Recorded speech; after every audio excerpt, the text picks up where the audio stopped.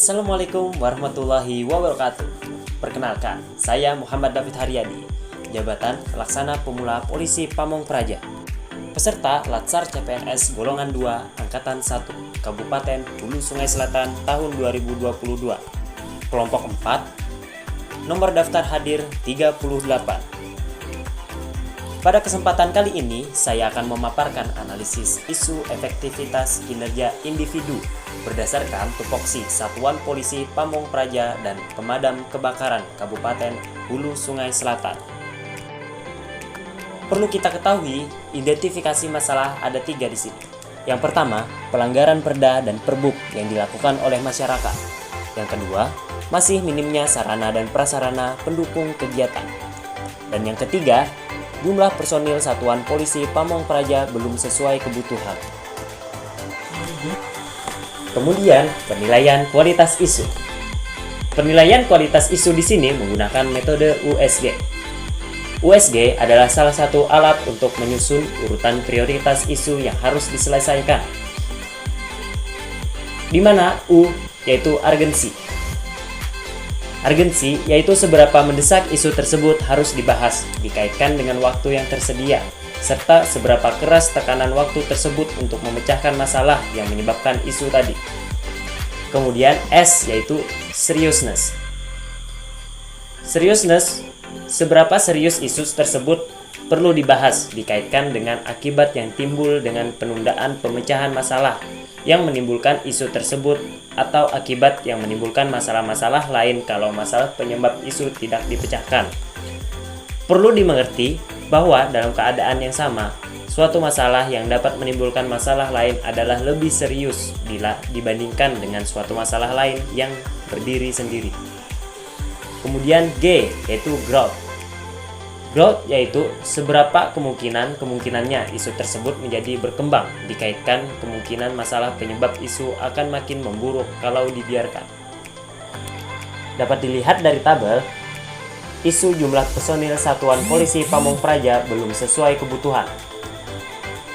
Kami beri nilai 3 pada urgensi, 3 pada seriousness, 3 pada growth, dengan total 9, dengan prioritas ketiga. Kemudian isu minimnya sarana dan prasarana pendukung kegiatan. Kami beri nilai 3 untuk urgensi, 3 untuk seriousness, 4 untuk growth, dengan total nilai 10, dengan prioritas kedua. Kemudian isu pelanggaran perda dan perbuk yang dilakukan oleh masyarakat.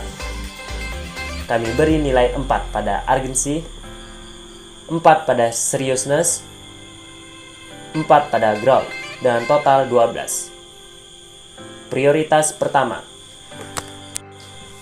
Perlu kita ketahui bahwa skor tersebut berdasarkan skala Likert, di mana 1 sangat tidak memuaskan, 2 kurang mendesak, 3 cukup mendesak, 4 mendesak, 5 sangat mendesak.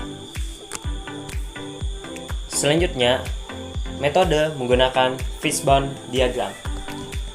Fishbone diagram akan mengidentifikasi berbagai sebab potensial dari satu efek atau masalah dan menganalisis masalah tersebut melalui sesi brainstorming.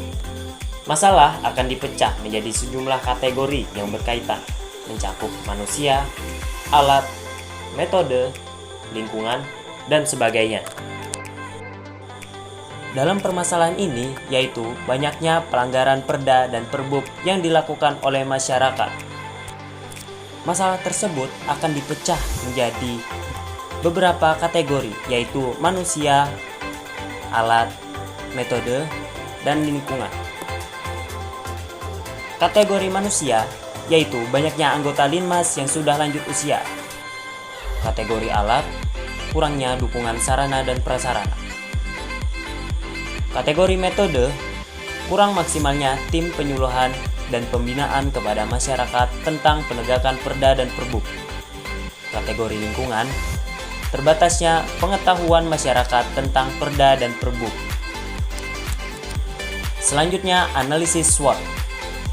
Analisis SWOT adalah singkatan yang berasal dari 4 elemen dalam metode analisis ini, yakni strength yang berarti kekuatan, weakness yang berarti kelemahan, opportunities yang berarti kesempatan, dan threats yang berarti ancaman. Metode ini menekankan pada pentingnya peran faktor internal maupun faktor eksternal guna menyusun strategi, perencanaan ide, dan penyelesaian masalah secara efektif. Pada permasalahan ini, strength meningkatnya penegakan perda dan perbuk, dan terpenuhinya kebutuhan dasar administrasi perkantoran. Weakness, jumlah Satpol PP masih belum sesuai kebutuhan, serta kurangnya sarana dan prasarana dalam pendukung kegiatan. Opportunities, adanya masyarakat untuk dilakukan penyuluhan dan pembinaan tentang perda dan perbuk, dan tingkat layanan publik. Threats, munculnya PKL baru, kurangnya kesadaran masyarakat akan perda dan perbuk, serta adanya limpahan ODGJ atau orang dengan gangguan jiwa dari daerah lain. Kemudian, alternatif penyelesaian.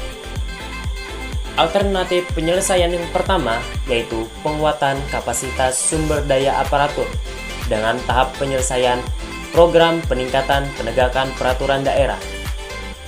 Hasil yang didapat diharapkan presentasi pelanggaran perda menurun. Pihak yang berperan yaitu Kasatpol PP. Alternatif penyelesaian yang kedua yaitu meningkatkan pendekatan antara aparat dan masyarakat. Dengan tahap penyelesaian, menciptakan kesepakatan antara petugas dan masyarakat dalam setiap permasalahan dengan damai.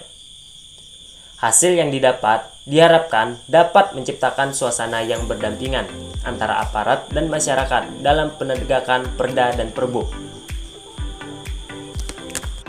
Pihak yang terlibat yaitu kepala bidang, kepala seksi, anggota Satpol PP, dan masyarakat.